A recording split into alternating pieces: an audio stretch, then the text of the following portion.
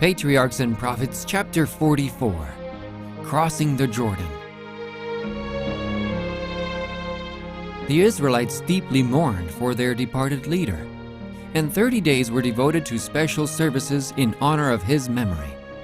Never till he was taken from them had they so fully realized the value of his wise counsels, his parental tenderness, and his unswerving faith.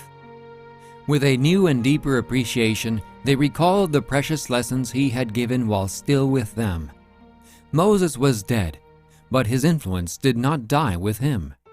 It was to live on, reproducing itself in the hearts of his people.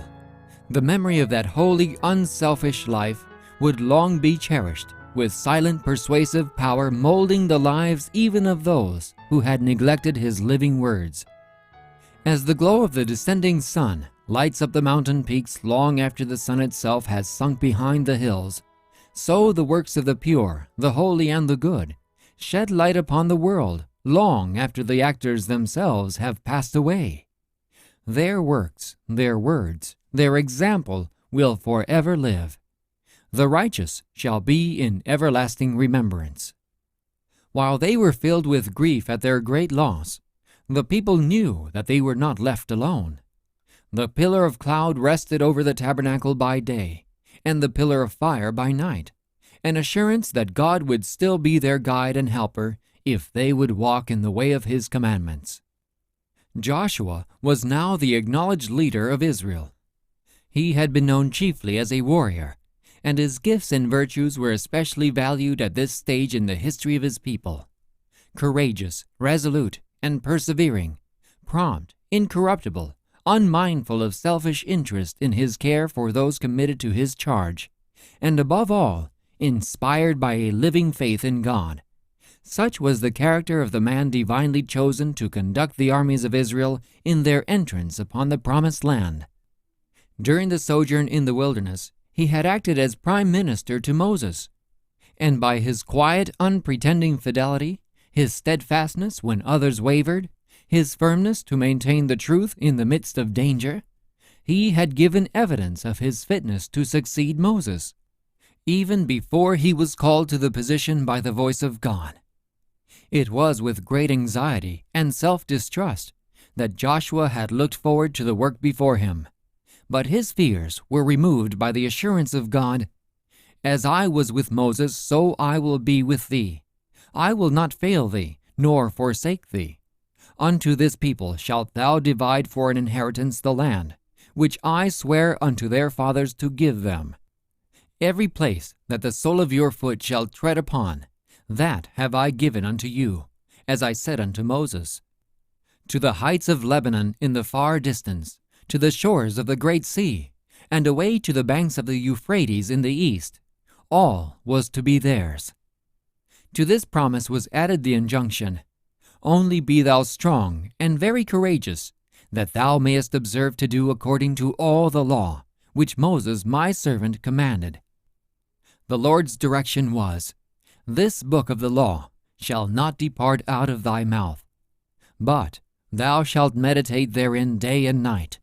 Turn not from it to the right hand or to the left, for then thou shalt make thy way prosperous, and then thou shalt have good success." The Israelites were still encamped on the east side of Jordan, which presented the first barrier to the occupation of Canaan. "Arise" had been the first message of God to Joshua. "Go over this Jordan, thou and all this people, unto the land which I do give them." No instruction was given as to the way in which they were to make the passage.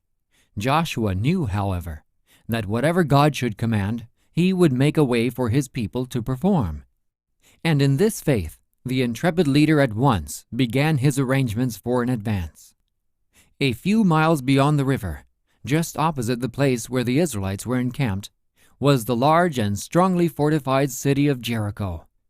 This city was virtually the key to the whole country, and it would present a formidable obstacle to the success of Israel. Joshua therefore sent 2 young men as spies to visit this city and ascertain something as to its population, its resources, and the strength of its fortifications. The inhabitants of the city, terrified and suspicious, were constantly on the alert, and the messengers were in great danger. They were, however, preserved by Rahab, a woman of Jericho, at the peril of her own life. In return for her kindness, they gave her a promise of protection when the city should be taken. The spies returned in safety with the tidings, "Truly, the Lord hath delivered into our hands all the land, for even all the inhabitants of the country do faint because of us." It had been declared to them in Jericho, "We have heard how the Lord dried up the water of the Red Sea for you when you came out of Egypt, and what ye did unto the 2 kings of the Amorites that were on the other side of Jordan, Sihon and Og, whom ye utterly destroyed. And as soon as we heard these things, our hearts did melt, neither did there remain any more courage in any man because of you. For the Lord your God, He is God in heaven above and in earth beneath." Orders were now issued to make ready for an advance. The people were to prepare a 3-day supply of food, and the army was to be put in readiness for battle. All heartily acquiesced in the plans of their leader, and assured him of their confidence and support.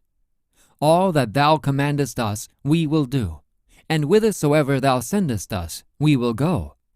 According as we hearkened unto Moses in all things, so we will hearken unto thee. Only the Lord thy God be with thee as he was with Moses." Leaving their encampment in the acacia groves of Shittim, the host descended to the border of the Jordan. All knew, however, that without divine aid they would not hope to make the passage. At this time of the year, in the spring season, the melting snows of the mountains had so raised the Jordan that the river overflowed its banks, making it impossible to cross at the usual fording places. God willed that the passage of Israel over Jordan should be miraculous. Joshua, by divine direction, commanded the people to sanctify themselves. They must put away their sins and free themselves from all outward impurity. "For tomorrow," he said, "the Lord will do wonders among you." The Ark of the Covenant was to lead the way before the host. When they should see the token of Jehovah's presence borne by the priest, removed from its place in the center of the camp, and advance toward the river, then they were to remove from their place and go after it. The circumstances of the passage were minutely foretold, and said Joshua, "Hereby ye shall know that the living God is among you, and that he will, without fail, drive out from before you the Canaanites. Behold, the ark of the covenant of the Lord of all the earth passeth over before you into Jordan." At the appointed time began the onward movement, the ark borne upon the shoulders of the priest, leading the van. The people had been directed to fall back so that there was a vacant space of more than a half a mile about the ark. All watched with deep interest as the priest advanced down the bank of the Jordan. They saw them with the sacred ark move steadily forward toward the angry, surging stream, till the feet of the bearers were dipped into the waters. Then, suddenly, the tide above was swept back, while the current below flowed on, and the bed of the river was laid bare. At the divine command, the priest advanced to the middle of the channel and stood there while the entire host descended and crossed to the farther side. Thus was impressed upon the minds of all Israel the fact that the power that stayed the waters of the Jordan was the same that had opened the Red Sea to their fathers 40 years before. When the people had all passed over, the ark itself was borne to the western shore. No sooner had it reached a place of security, and the soles of the priest's feet were lifted up onto the dry land, than the imprisoned waters, being set free, rushed down a resistless flood in the natural channel of the stream. Coming generations were not to be without a witness to this great miracle. While the priests bearing the ark were still in the midst of the Jordan, 12 men previously chosen, one from each tribe, took up each a stone from the river bed where the priests were standing, and carried it over to the western side. These stones were to be set up as a monument in the first camping place beyond the river. The people were bidden to repeat to their children and children's children the story of the deliverance that God had wrought for them, as Joshua said, that all the people of the earth might know the hand of the Lord, that it is mighty, that ye might fear the Lord your God forever. the influence of this miracle, both upon the Hebrews and upon their enemies, was of great importance. It was an assurance to Israel of God's continued presence and protection, and evidence that He would work for them through Joshua, as He had wrought through Moses. Such an assurance was needed to strengthen their hearts as they entered upon the conquest of the land, the stupendous task that had staggered the faith of their fathers 40 years before. The Lord had declared to Joshua before the crossing, "This day will I begin to magnify thee in the sight of all Israel, that they may know that as I was with Moses, so I will be with thee." And the result fulfilled the promise. On that day the Lord magnified Joshua in the sight of all Israel, and they feared him as they feared Moses all the days of his life. This exercise of divine power in behalf of Israel was designed also to increase the fear with which they were regarded by the surrounding nations, and thus prepare the way for their easier and complete triumph. When the tidings that God had stayed the waters of Jordan before the children of Israel reached the king of the Amorites and of the Canaanites, their hearts melted with fear. The Hebrews had already slain the 5 kings of Midian, the powerful Sihon, king of the Amorites, and Og of Bashan. And now the passage over the swollen and impetuous Jordan filled all the surrounding nations with terror. To the Canaanites, to all Israel, and to Joshua himself, unmistakable evidence had been given that the living God, the King of heaven and earth, was among his people, and that he would not fail them nor forsake them. A short distance from Jordan, the Hebrews made their first encampment in Canaan. Here Joshua circumcised the children of Israel, and the children of Israel encamped in Gilgal, and kept the Passover. The suspension of the rite of circumcision, since the rebellion at Kadesh, had been a constant witness to Israel that their covenant with God, of which it was the appointed symbol, had been broken. And the discontinuance of the Passover, the memorial of their deliverance from Egypt, had been an evidence of the Lord's displeasure at their desire to return to the land of bondage. Now, however, the years of rejection were ended.